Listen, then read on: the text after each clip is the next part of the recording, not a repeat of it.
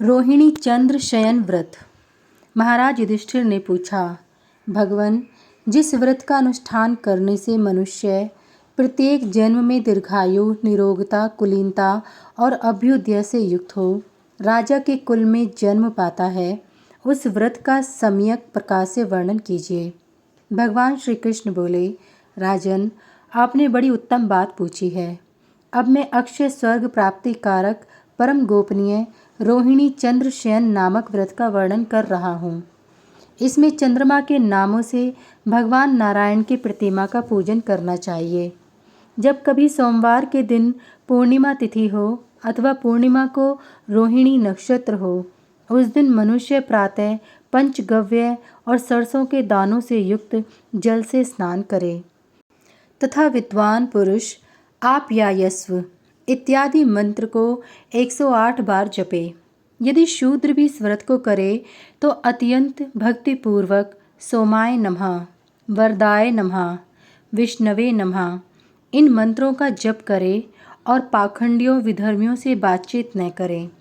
जप करने के पश्चात अपने घर आकर फल फूल आदि के द्वारा भगवान श्री मधुसूदन के अंगों की पूजा करे। साथ ही चंद्रमा के नामों का उच्चारण करता रहे।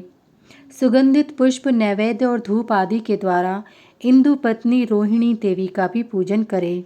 इसके बाद रात्रि के समय भूमि पर शयन करे और सवेरे उठकर स्नान के पश्चात पाप विनाशाय नमः का उच्चारण करके ब्राह्मण को घृत और सुवर्ण सहित जल से भरा कलश प्रदान करें। फिर दिन भर उपवास करने के पश्चात गौमूत्र पीकर मांस वर्जित एवं खारे नमक से रहित अन्न के 28 ग्रास दूध और घी के साथ भोजन करे। तदंतर 2 घड़ी तक इतिहास पुराण आदि का श्रवण करे। राजन, चंद्र स्वरूप भगवान विष्णु को कदम्ब, नील कमल, केवड़ा, जाति पुष्प, कमल, शतपत्रिका, बिना कुमलाए कुब्ज के फूल, सिंधुवार, चमेली, अनन्याय श्वेत पुष्प, करवीर पुष्प तथा चंपा ये फूल चढ़ाने चाहिए। उपर्युक्त फूलों की जातियों में से एक एक को श्रावण आदि महीनों में क्रमश अर्पण करें।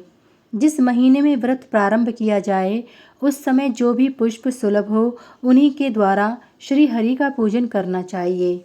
इस प्रकार 1 वर्ष तक इस व्रत का विधिवत अनुष्ठान करके समाप्ति के समय व्रती को चाहिए कि वे दर्पण तथा शयनोपयोगी सामग्रियों के साथ शय्या दान करें। रोहिणी और चंद्रमा दोनों की स्वर्णमयी मूर्ति बनवाएं। उनमें चंद्रमा 6 अंगुल के और रोहिणी 4 अंगुल की होनी चाहिए। 8 मोतियों से युक्त तथा 2 श्वेत वस्त्रों से आच्छादित उन प्रतिमाओं को अक्षत से भरे हुए कांसे के पात्र में रखकर दुग्धपूर्ण कलश के ऊपर स्थापित कर दें तथा पूर्वाह्न के समय अगहनी चावल, ईंख और फल के साथ उसे मंत्रोच्चारण पूर्वक दान कर दें। फिर जिसका मुख थुथुन स्वर्ण से और खुर चांदी से मढ़े गए हों, ऐसी वस्त्र और दोहिनी के साथ दूध देने वाली श्वेत रंग की गौ तथा सुंदर शंख प्रस्तुत करें।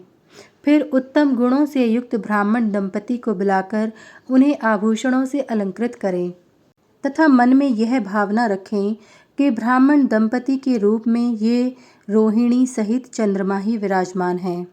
तत्पश्चात इनकी इस प्रकार प्रार्थना करें। श्री कृष्ण, जिस प्रकार रोहिणी देवी चंद्र स्वरूप आपकी शैया को छोड़कर अन्यत्र नहीं जाती हैं, उसी तरह मेरा भी इन विभूतियों से कभी बिछो न हो। चंद्रदेव, आप ही सबको परम आनंद और मुक्ति प्रदान करने वाले हैं।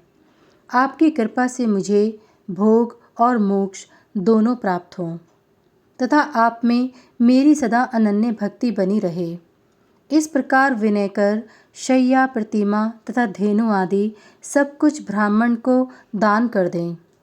राजन, जो संसार से भयभीत होकर मोक्ष प्राप्त करना चाहता है उसके लिए यही व्रत सर्वोत्तम है।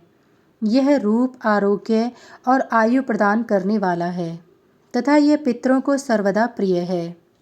जो पुरुष इसका अनुष्ठान करता है वह त्रिभुवन का अधिपति होकर 2100 कल्पों तक चंद्रलोक में निवास करता है। जो स्त्री इस रोहिणी चंद्र शयन नामक व्रत का अनुष्ठान करती है वह भी उसी पूर्वोक्त फल को प्राप्त करती है। साथ ही वह आवागमन से मुक्त हो जाती है। चंद्रमा के नाम कीर्तन द्वारा भगवान श्री मधुसूदन की पूजा का यह प्रसंग जो नित्य पढ़ता अथवा सुनता है उसे भगवान उत्तम बुद्धि प्रदान करते हैं तथा वह भगवान श्री विष्णु के धाम में जाकर देव समूह के द्वारा पूजित होता है।